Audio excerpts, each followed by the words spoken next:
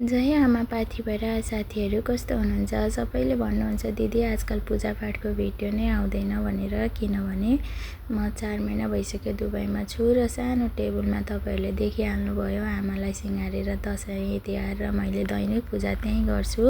मैले पहिला भिडियो राखेकी थिएँ र मलाई त्यति भिडियो बनाउने आजकल टाइम पनि मिल्दैन, नानी सानी छिन्। अनि त्यसैले र यो भिडियो चाहिँ मैले पहिलाकै राखेकी हुँ। जहाँ गए पनि जुन देश पुगे पनि आफ्नो कर्म धर्म नित्य कर्म चाहिँ छोड्नुहुन्न।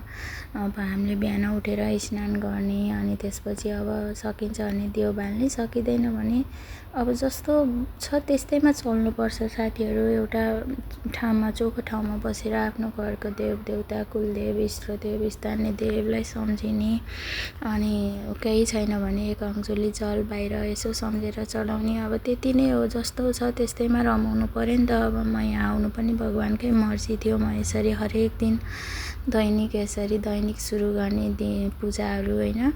अहिले चाहिँ मलाई यो भिडियो बनाउँदै जाँदा आँसु आइरहेछ मलाई, किनभने भगवान्को लागि देखाउनको लागि पूजा होइन, आत्मामा चाहिँ प्रेम भएपछि यो हुँदो रहेछ। म हरेक दिन भिडियो नहेरी दर्शन नगरी बस्नु पनि सक्दिनँ। मेरो सहारा नै यही भिडियो भएको छ क्या साथीहरू अहिले। अनि मेरो लड्डु गोपाल, अनि लड्डु गोपालसँग अहिले राधा रानी हुनुहुन्छ र मलाई यस्तो भाव पनि आएको थियो कि म कसरी कसलाई छोडौँ कसले स्याहार्ला भनेको जस्तो थियो।